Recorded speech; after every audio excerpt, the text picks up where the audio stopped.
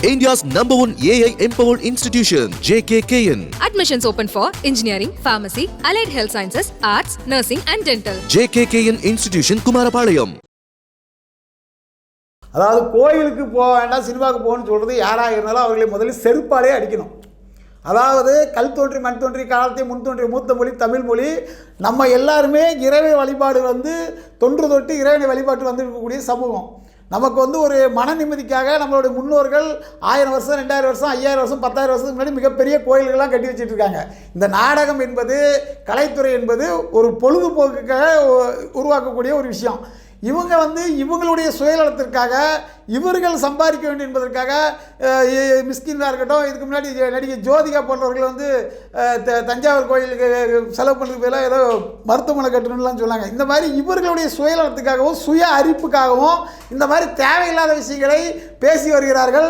இவர்கள் இது நேரடியாக இந்து கோயில்களை மட்டும்தான் சொல்கிறாங்க. இவங்க ஒரு தேவாலயத்தையோ இல்லை ஒரு மசீதியோ இவங்க சொல்கிறது இல்லை. ஏன் அப்படின்னா இவங்களை வீடு பூந்து அவங்க அடிப்பாங்க, உதச்சிருவாங்க, நம்மளை கொலை பண்ணிடுவாங்கன்னு சொல்லி அந்த பயம் காரணமாக இவர்கள் இந்த மாதிரி செய்கிறாங்க. ஆனால் இந்து கோயில்கள் மட்டும் யாரும் நம்மளை அடிக்க மாட்டாங்க, உதைக்க மாட்டாங்கன்னு நினச்சிக்கிட்டு இந்த மாதிரியான கருத்துக்கள் தேவையில்லாத விஷயங்கள்லாம் பேசிகிட்டு இருக்காங்க.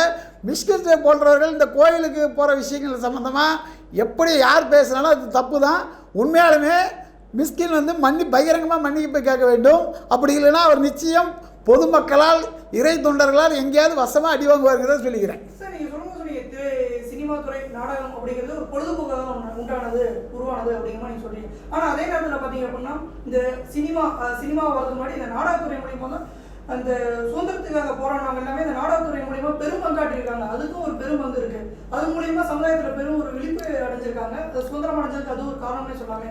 அதே மாதிரி இன்னைக்கு இருக்கக்கூடிய ஒரு சில படங்கள் அந்த மாதிரி விழிப்பு வர மாதிரி. ஏன்னா ஒரு சில படங்கள் ஒரு சில நபர்கள் செய்யக்கூடிய விஷயத்தை ஒட்டுமொத்தமாக எப்படி சொல்ல முடியும்? அவர் சினிமா பார்க்குறதுக்கு நீங்கள் கோயிலுக்கே போகாதீங்க, சினிமாவுக்கு பார்க்குவாங்கன்னு சொல்கிறது எப்படி? அதாவது தியாகி விஸ்வநாத் தாஸ் சுதந்திரத்துக்காக நாடகம்லாம் நடத்தினார். அவருடைய தியாகத்தை நம்ம போட்டுறோம், வணங்குறோம், அதில் எந்த பிரச்சனையும் கிடையாது. இதே மிஸ்கின்னே நல்ல விஷயம் சொன்னால் நம்ம ஏற்றுக்கிற வேண்டியதுதான். இவங்க ஒன்றும் பெரிய என்ன சொல்கிறது, இவங்களாம் தேவலோகத்திலிருந்து குறித்த ஆட்கள் கிடையாது. நம்மளை மாதிரி சாதாரண ஆட்கள் தான். நீ கோயிலுக்குள்ளே போகக்கூடாதுன்னு சொல்லுறது உனக்கு என்ன தகுதி இருக்குது? நீ உன்னோட வேலை என்ன? நீ கூத்தாடி உன் வேலையை நீ செஞ்சு நீ ஒழுங்காக ஆடினீங்கன்னா உனக்கு நாங்களாம் காசு போடுவோம். நீ அதை பொறுக்கிக்கிட்டு வாழ்ந்துக்கிட வேண்டியதான். அதை விட்டுட்டு எங்களோட உணர்வு சம்மந்தப்பட்ட விஷயத்தில் தலையிட்டுக்கிட்டு நீ கோயிலுக்கு போகக்கூடாது, சினிமா தேட்டருக்கு வாங்கன்னு சொல்கிறதுக்கு இவங்களுக்கெல்லாம் என்ன தகுதி இருக்குது? இவரை மேலே ஆட்கள் திருந்தணும். அதாவது கோயில் சம்மந்தப்பட்டது அவங்களுடைய மன சம்மந்தப்பட்ட விஷயம். அது அவங்க போகிறாங்க போகிறவங்கள வலுக்கட்டாயமாக எல்லோரும் கோயிலுக்கு போங்கன்னு யாராவது கூப்பிட்டாங்களா? இல்லை பிட் நோட்டீஸ் கொடுத்துட்டு எங்கள் கோயிலுக்கு வாங்க, எங்கள் கோயிலுக்கு வாங்கன்னு யாராவது சொல்கிறாங்களா? அவங்க இயற்கையாக போயிட்டுருக்காங்க. நீ சினிமாவுக்கு தான் வாங்கன்னு சொல்லி கூப்பிட்ற. ஏன்னா உன்னுடைய வாழ்வாதாரத்தை பெருக்குவதற்காக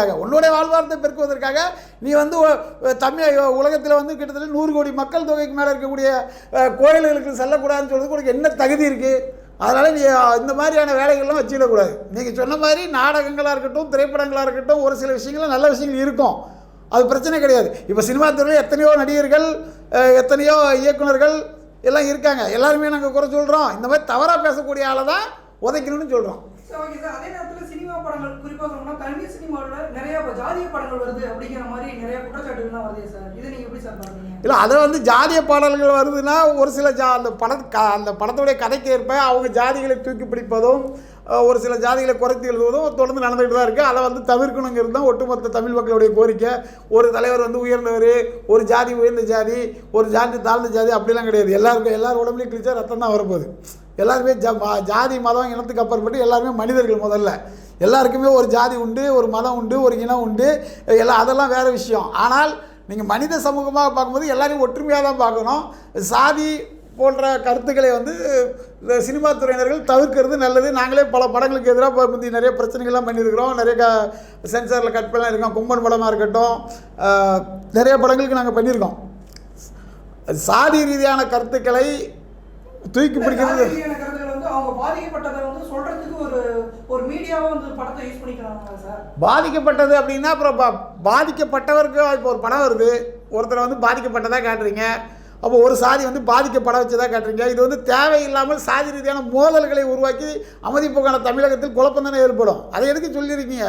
நல்ல விஷயத்தை சொல்லுங்கள், நல்லதை பேசுங்க, நல்லதை செய்யுங்க, நல்லா படிக்க சொல்லுங்கள், வாழ்க்கையில் முன்னேறதுக்கான விஷயங்களை சொல்லுங்கள், தன்னம்பிக்கையான காட்சிகளை வைங்க, வாழ்வியல் நடைமுறையை வந்து சொல்லுங்கள். அதை விட்டுட்டு என் ஜாதி தான் பெருசு, உன் ஜாதி சின்னது, இந்த மாதிரி பேசுகிறது தேவையா? அவசியமற்றது. இதை தான் அன்றைக்கே வந்து 1921 எங்கள் தலைவர் பட்டிவீரன்பட்டி ஊப்பு சவுந்தரபன்னாளர் சுயமரியாதை இயக்கத்தினுடைய முதல் தலைவர், நாடா சமுதாயத்தின் முதல் சட்டமன்ற உறுப்பினர், நீதி கட்சியினுடைய முக்கியமான தலைவர், அரசின் தலைமை குரலாக இருந்தவர். அவர் என்ன சொல்லியிருக்காருன்னா, நாடார் என்ற பெயரை நாடகங்களிலோ திரைப்படங்களிலோ பயன்படுத்தக்கூடாதுன்னு சொல்லி 1929 தடை உத்தரவு ஒரு அரசாணை வாங்கியிருக்காரு. நாடாருங்கிற பெயரை நாடகங்கள், சினிமா போன்ற இதில் காட்சிகளில் எதுலையுமே பயன்படுத்தக்கூடாதுன்னு சொல்லி அந்த மாதிரி தீர்க்கமான சிந்தனை உள்ள தலைவர்கள்லாம் இருக்காங்க. சிப்பாக இருக்கிறவங்களாம் வந்து தலைவர்கள்ங்கிற மாதிரி இருப்பாங்க. ஆனால் அவங்க வந்து அவங்கள புகழ்ந்து பேசினா சந்தோஷப்பட்டு விடுவாங்க. எங்களை பற்றி எதுவுமே நீ பேசக்கூடாதுன்னு சொல்லக்கூட ஆளுமை மிக்க தலைவர்கள் எப்படி இருந்தாங்க? என்னை பற்றி புகழ்ந்து பேசுங்க, என்னை பற்றி புகழ்ந்து படம் எடுங்க, பாட்டு போடுங்கன்னு சொல்லி கேட்கக்கூடிய சமுதாய தலைவர்களாக இருக்காங்க. இந்த மாதிரி சமுதாய தலைவர்கள் திருந்த வேண்டும். அதை இயக்குநர்கள் வந்து அவங்களுடைய பொறுப்புணர்வை உணர்ந்து அவங்க அந்த மாதிரி செயல்படணும். India's #1 AI empowered institution, JKKN. Admissions open for engineering, pharmacy, allied health sciences, arts, nursing and dental. JKKN Institution, Kumarapalayam.